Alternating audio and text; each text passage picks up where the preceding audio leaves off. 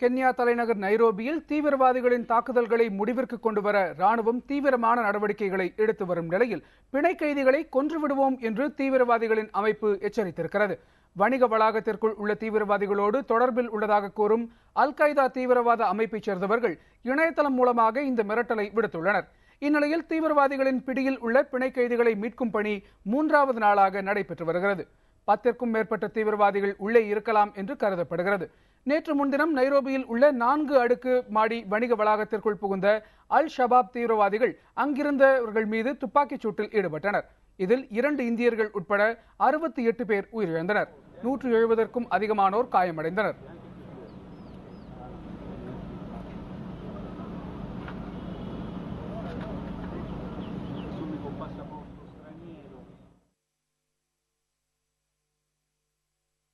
கென்யாவில் உள்ள வணிக வளாகத்தில் நடத்தப்பட்ட தாக்குதலுக்கு பொறுப்பேற்றிருக்கும் அல்-ஷபாப் அமைப்பு என்பது எங்கு எதற்காக உருவாக்கப்பட்டது, அதன் தற்போதைய நிலை என்ன என்பது குறித்து இப்போது பார்க்கலாம். அல்-ஷபாப் என்பது அரபு இளைஞர்களால் சோமாலியாவில் உருவாக்கப்பட்டது. இடைக்கால அரசிற்கு உதவும் விதமாக சோமாலியாவில் இருந்த எத்தியோப்பிய படைகளுக்கு எதிராக போராடுவதற்காக இந்த அமைப்பு உருவாக்கப்பட்டது. 2006ஆம் ஆண்டு மொகாதிகாவில் உருவான இந்த அமைப்பின் தலைவர் அல்-ஷமத் அப்தி கோன்சார். நிலையான அரசு இல்லாத சூழ்நிலையில் மக்களுக்கு பாதுகாப்பு அளிப்பதாக கூறிய அல்-ஷபாப் அவர்களின் நம்பிக்கையை பெற்ற ஆதரவாக விளையது.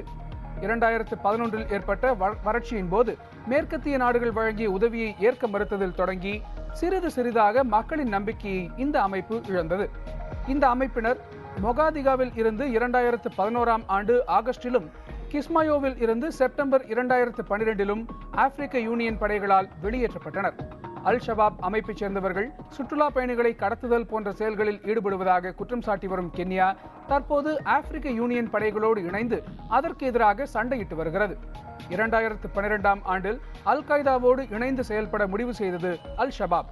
2010இல் உகாண்டாவின் தலைநகர் கம்பலாவில் அல்-ஷபாப் நடத்திய தற்கொலைப்படை தாக்குதலில் உலகக்கோப்பை கால்பந்து போட்டியின் இறுதி ஆட்டத்தை தொலைக்காட்சியில் பார்த்துக் கொண்டிருந்த 76 பேர் கொல்லப்பட்டனர். கென்யாவின் தலைநகர் நைரோபியில் உள்ள வணிக வளாகத்தில் செப்டம்பர் 21ஆம் தேதி நடத்தப்பட்ட தாக்குதலுக்கும் அல்-ஷபாப் பொறுப்பேற்றிருக்கிறது. ஆப்பிரிக்க யூனியன் படைகளோடு இணைந்து கென்ய படைகள் செயல்பட்டு வருவதற்கு எதிராகவே இத்தகைய தாக்குதல்கள் நடத்தப்பட்டுள்ளதாக கூறப்படுகிறது.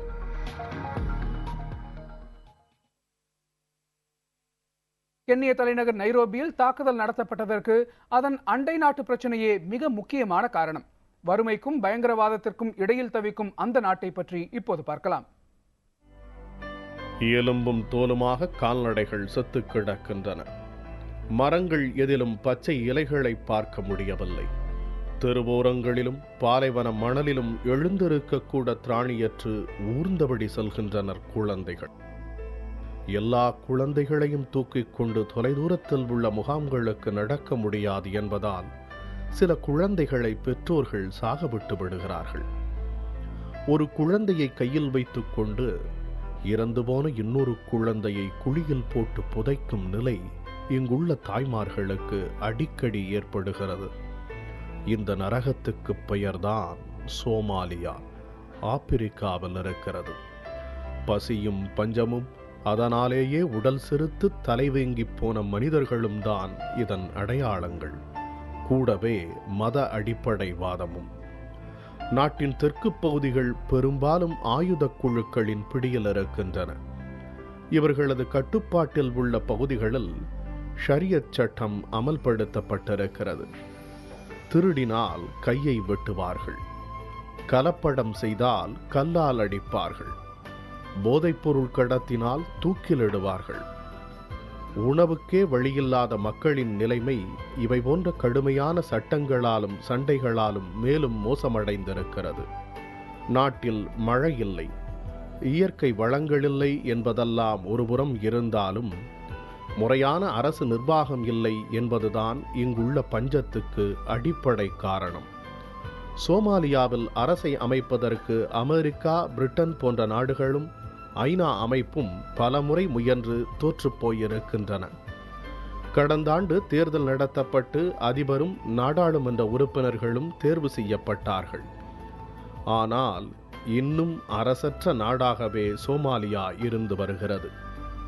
இங்கிருந்துதான் கென்யாவில் தாக்குதல் நடத்துவதற்கு அல் ஷபாப் ஆயுதக் குழுவினர் வந்தனர்.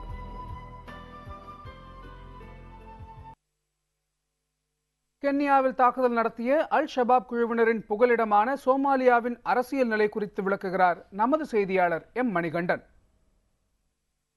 கென்யாவில் நடத்தப்பட்ட பயங்கரவாத தாக்குதலுக்கு சோமாலியாவில் உள்ள பயங்கரவாத குழுக்கள் தற்போது பொறுப்பேற்றுக் கொண்டிருக்கிறார்கள். சோமாலியா என்ற நாடு பயங்கரவாதிகளின் புகலிடமாக எப்படி இருக்கிறது என்பதை பற்றி நாம் இப்போது பார்க்க இருக்கிறோம். சோமாலியாவில் உள்ள அண்டை நாடுதான் கென்யா. அதனுடைய தலைநகரம் நைரோபி. அந்த நகரத்தில் தான் தற்போது பயங்கரவாத தாக்குதல் நடைபெற்றிருக்கிறது. இதன் அருகில் உள்ள மற்ற நாடுகள் எத்தியோப்பியா மற்றும் எரித்திரியா. இதற்கு பக்கத்தில் உள்ள கடல் இந்திய பெருங்கடல். சோமாலியா என்ற நாடு முழுமையாக ஒரு அரசின் கட்டுப்பாட்டில் இல்லை. அங்கிருக்கக்கூடிய பேரளவிலான ஒரு அரசு ஒரு குறிப்பிட்ட பகுதியை மட்டும்தான் தற்போது கட்டுப்பாட்டில் வைத்திருக்கிறது. மற்ற பகுதிகளில் ஒரு பகுதியை அரசு ஆதரவு குழுக்கள் கட்டுப்பாட்டில் வைத்திருக்கின்றன. இதே போல மைய பகுதியை அல் ஷபாப் என்று சொல்லக்கூடிய பயங்கரவாத இயக்கம் தன்னுடைய கட்டுப்பாட்டில் வைத்திருக்கிறது.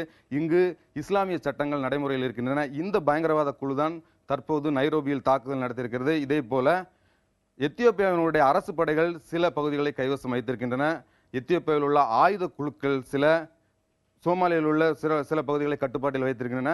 மற்ற பகுதிகளில் சுயாட்சி இருக்கிறது. இந்த சுயாட்சி பகுதியே ஐநாவினுடைய மேற்பார்வையில் இங்கு ஆட்சி நடக்கிறது.